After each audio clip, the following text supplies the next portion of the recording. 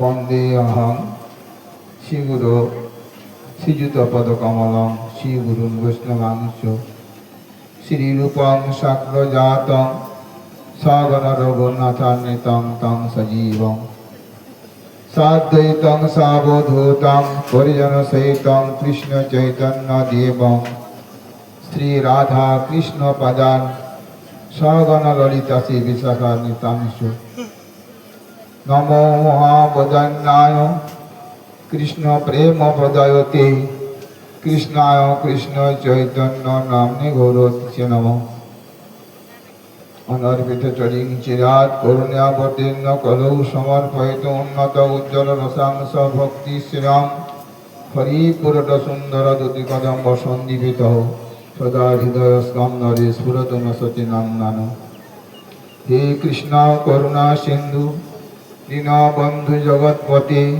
গোপেশ গোপিকা কান্ত রাধাকান্ত নমস্তুতে अयि नंद तनुज किंकरं पतितं मां विषमभुवं हदौ कृपया तव पाद पंकज स्थित धूलिसरितं विचिन्त अयि दीनदयार्द्रनाथ हे मथुरानाथ पदावलोक्यसे हृदयं तदवलोककातरं दयितभ्राम्यति किंकरं तप्त काञ्चन गौरांगी राधे वृन्दावनेश्वरी वृषभानुसुति देवी तं नमामि हरिप्रिये वृंदावै तुलसीदेव प्रिया वै केशवश्च कृष्ण भक्ति पद देवी सत्यवत्यै नमो नमः वंशाकल्पतरुभ्यश्च कृपा सिन्धु भैव च पतितानां पावनेभ्यो वैष्णवेभ्यो नमो नमः जय रूप सनातन भट्ट रघुनाथ श्रीजीवी गोपाल भट्ट दास रघुनाथ ऐचाय गोसाई करी चरण वंदन যাও ইতি বিঘ্নাশ অভিষ্ট পুরাণ নিচয় গোসাই যার মই তার দাস তার সবার পদরেণু মর পঞ্চগ্রাস তাদের চরণ সেবী ভক্ত শনিবাস জনমে জনে মোর এই অভিলাষ জনমে জনে মোর এই অভিলাষ পরমারাধ্য শিশিল গুরুবর্গের শ্রীপাদ পদ্মের অহেতুকী কৃপা আশীর্বাদ গ্রহণ করে এবং उपस्थित वैष्णव महाराज এদের কৃপা মস্তকে ধারণ করে আজ কিছু ভাগবত তত্ত্বের কথা শ্রবণ করে আত্মশোধনের চেষ্টা করছি। আমরা মধুময় বাক্য সব শ্রবণ করলাম মহারাজের শ্রী মুখপদ্ম থেকে। এখন আমি ক্ষুদ্রাতি ক্ষুদ্র কি আর বলতে পারি, তাও কিছু বলার চেষ্টা করছি।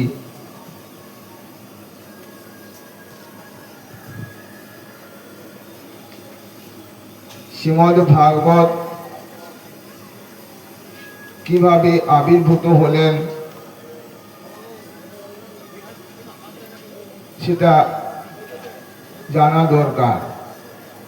আমরা তো বলি ভাগবত পাঠ শুনছি, তো শ্রীমদ্ ভাগবতরা কিভাবে আবির্ভূত হলেন সে সম্বন্ধে ভাগবতে বলছেন, কৃষ্ণে সদম উপগতি ধর্ম জ্ঞানাদি বিসহ কলৌ নষ্ট দৃশাম এস পুরাণ অর্ক অধুনা উদিত।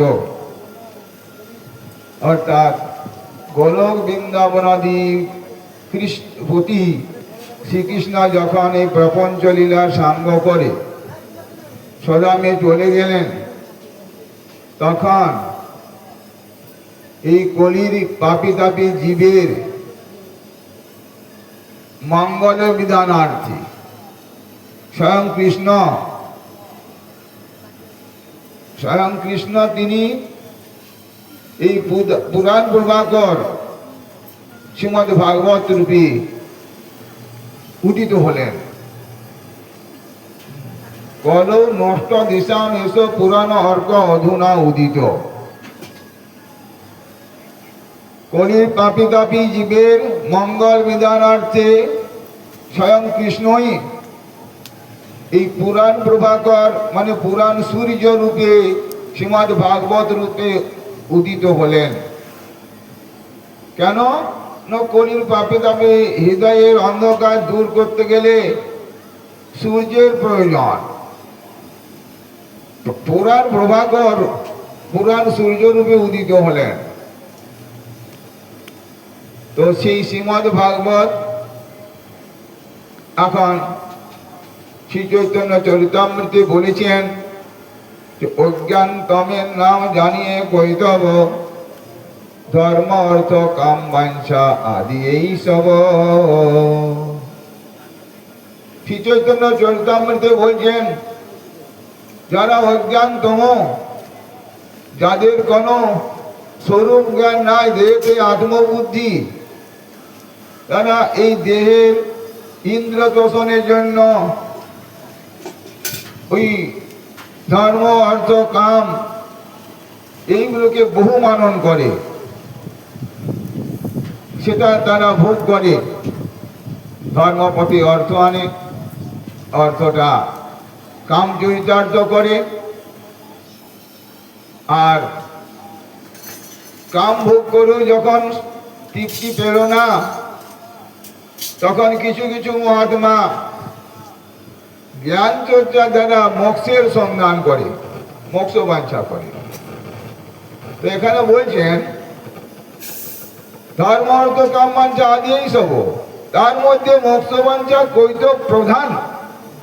মোক্ষটা ঠক প্রবঞ্চক, যা হইতে কৃষ্ণ ভক্তি ভয় অন্তর ধ্যান। তাই ভাগবত এখানে প্রমাণ দিচ্ছেন ধর্ম পূজিত কৈতবত্র পরম নির্মশনং সদাং বিদ্যম বাস্তবত্র বস্তু শিবদাং তাপত্র অনুর্ণং শ্রীমদ ভাগবতে মহামুনি কৃতে কিংবা পরৈরীশ্বর সদ্য হৃদ্য অবরুদ্ধতে অত্র পৃথিবী শুশ্রূষুরি তৎক্ষণাৎ। শ্রীমদ ভাগবতের প্রথম স্কন্ধ প্রথম অধ্যায়ে 2 নম্বর শ্লোক। এই শ্লোকটিতে বললেন, এর অর্থ হচ্ছে নারায়ণ মুখে ভাগবত উপাদান স্থাপিল ব্রহ্মার মুখে প্রভু ভগবান কহিল পরম ধর্ম শ্রীমদ ভাগবতী মুক্তিপদ পর্যন্ত কপর নাহি জাতি। নির্মসল শান্ত যারা যারা অধিকারী হেন ভাগবত ধর্ম অবতারী। পরমার্থ তত্ত্ব বস্তু জানি ভাগবতে তাপত্রয় বিমোচন হয় যা হইতে। এই পরমার্থ তত্ত্বের কথা ভাগবতে রয়েছে। সেই পরমার্থ তত্ত্ব ভাগবতের কথা যারা শ্রবণ করবেন তাদের ত্রিতাপ দূরীভূত হয়, আধ্যাত্মিক দৈবিক আদি ভৌতিক দূরীভূত হয়। আর নানা শাস্ত্র যদি করিয়ে শ্রবণ, তবু কি বাঁধিতে পারে চিত্তে নারায়ণ? এই শ্রীমদ ভাগবত শাস্ত্র ছাড়া যদি অন্যান্য শাস্ত্রে আমরা যদি শ্রবণ কীর্তন করি, তাহলে কি কৃষ্ণকে চিত্তে বাঁধা যায়?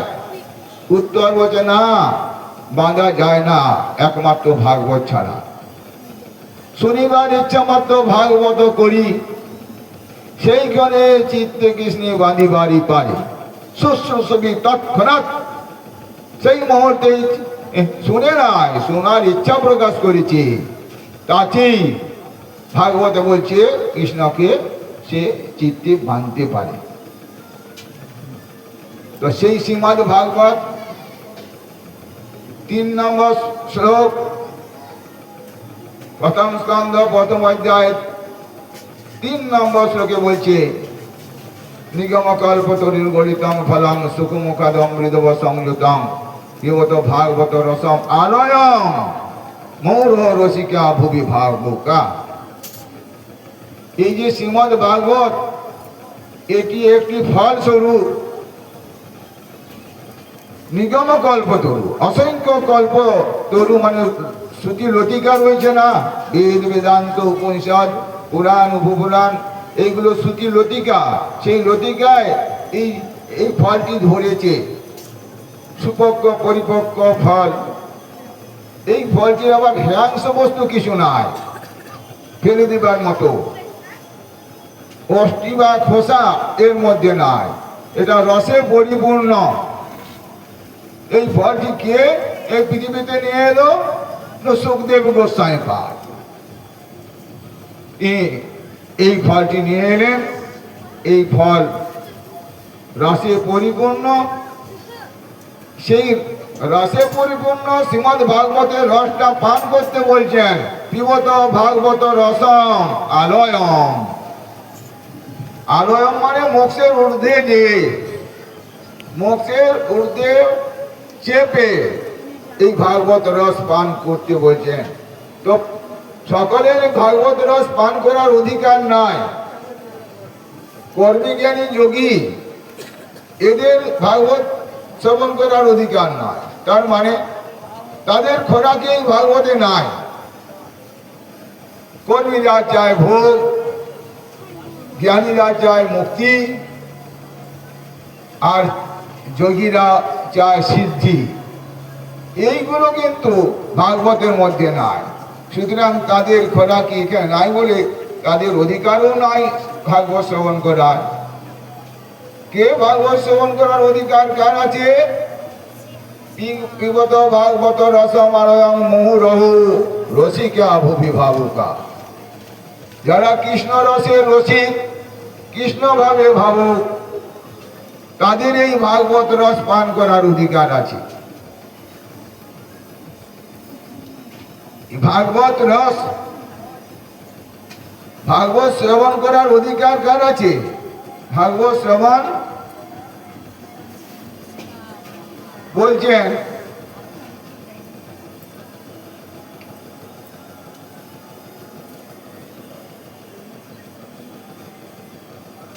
ভাগবত রস আস্বাদন করার অধিকার কার আছে? ভাগবতে বলছেন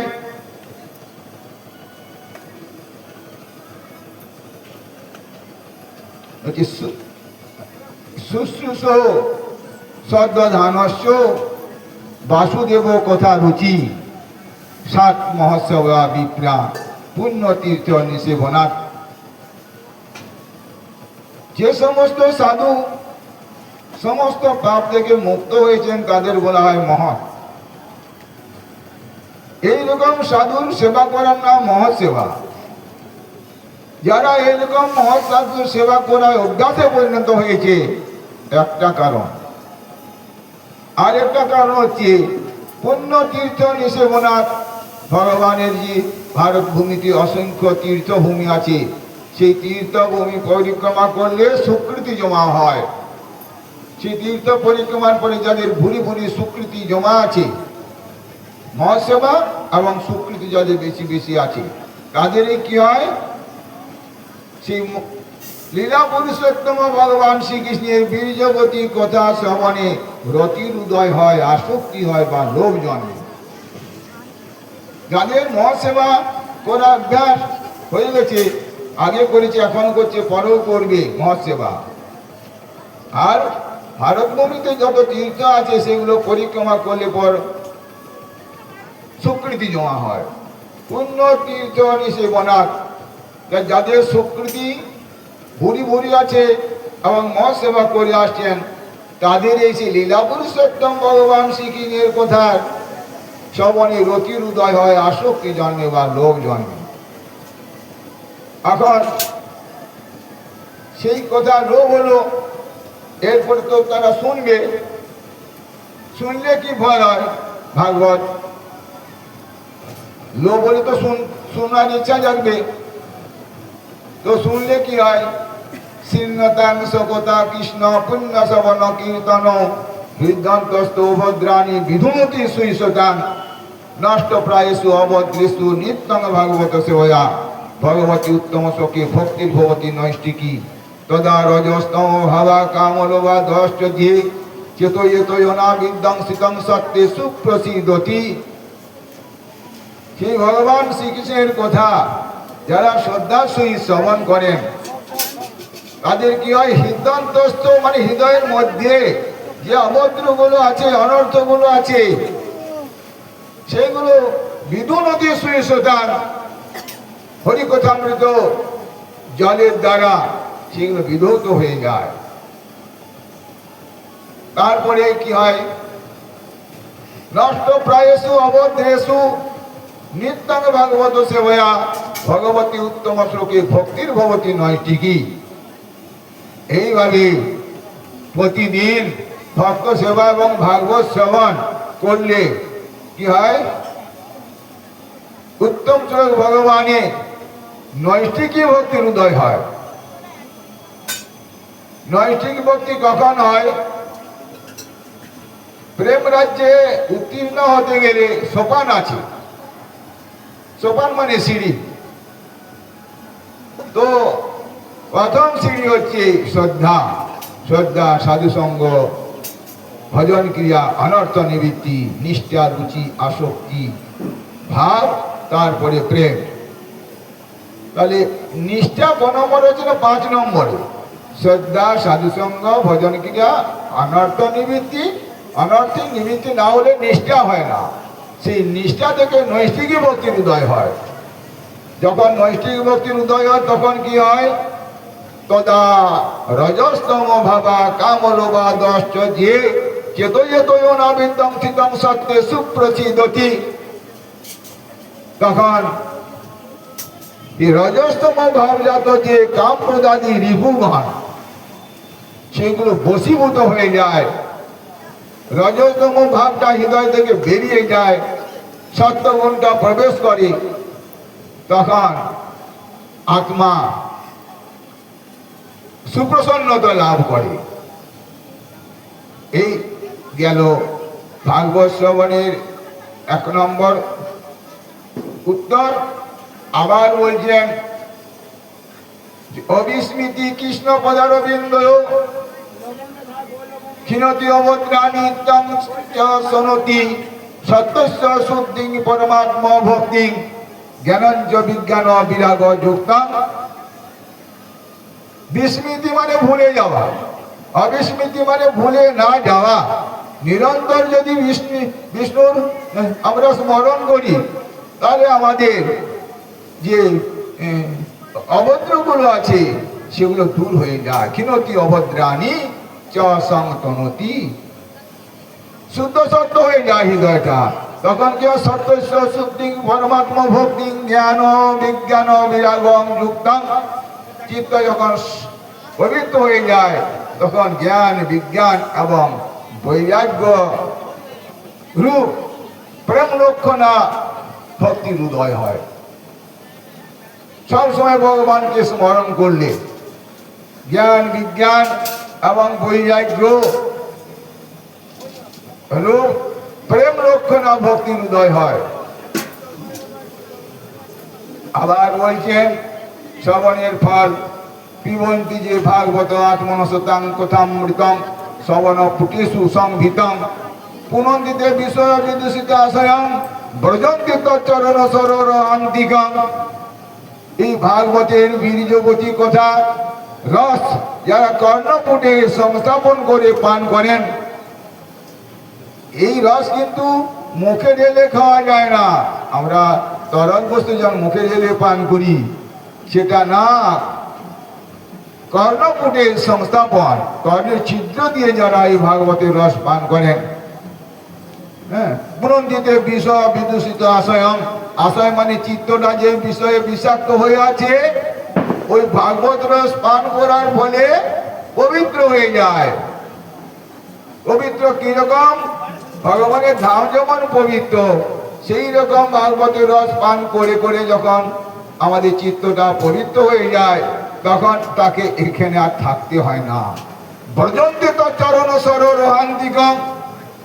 তখন তিনি সেই ভাগবত ভগবানের চরণ কমলে যে পৌঁছায়। কত কত কথা রয়েছে শ্রবণের ফল। ছিন্নতাং শ্রদ্ধা নিত্যং দিনযস্ত সচেষ্টিতাং ন অতিদীর্ঘেন কালেন ভগবান বিশ্বতে হৃদি। সশব্দ হয়ে ভগবানের কথা যদি শ্রবণ করা যায় তো বেশি দিন সময় লাগে না। দীর্ঘেন কালেন মানে অনেক দিন, ন অতি দীর্ঘেন কালেন মানে বেশি দিন সময় লাগে না। ভগবান বিশ্বতে হৃদি, হৃদয়ের মধ্যে প্রবেশ করে যায়। আরো কি বলছেন শ্রবণের ফল?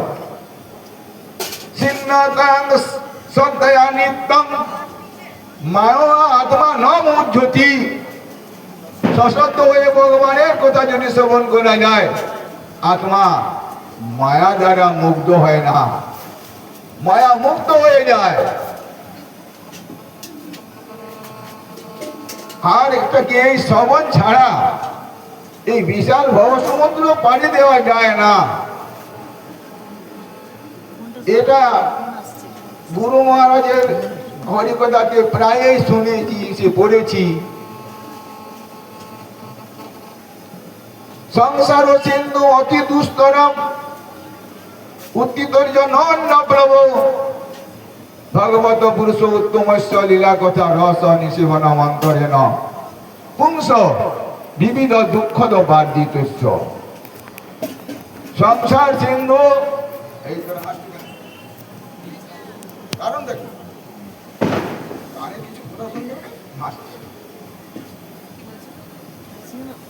সংসার সিন্ধু অতি দুস্তর, এটা পারাপার হওয়া যায় না। উত্তিতর্য নন্য প্লব, প্লব মানে নৌকা, অন্য কোনো নৌকা নাই যে সংসার সমুদ্র পার হয়ে চলে যাব। একটি মাত্র নৌকা আছে, ভাগবত পুরুষ উত্তমস্য লীলা কথা রস নিষেবন পুংস বিবিধ দুঃখদ বার্ধিতস্য। বাংলাটা বল।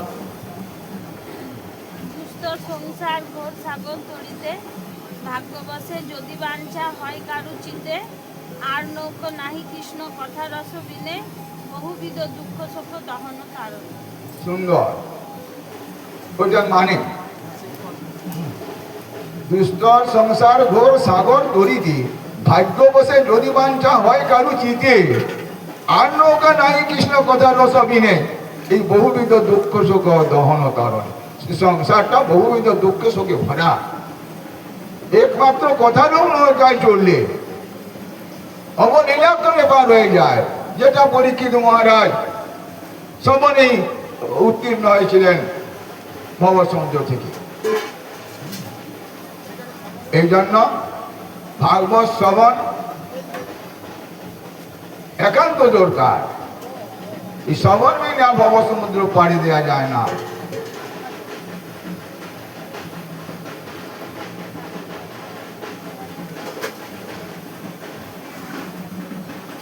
ভক্তিযোগ ভক্তিযোগ ভক্তিযোগ ধন ভক্তি, এই কৃষ্ণ নাম স্মরণ কন্দন। আমরা ভক্তি পত্রে প্রথমেই পড়েছি। ভক্তিযোগ কাকে বলে? ভক্তিযোগ ভক্তিযোগ ভক্তিযোগ ধন। ভক্তি এই কৃষ্ণ নাম স্মরণ কন্দন। লাভ ঝাঁপ দিয়ে হয় না, কান্না চায়।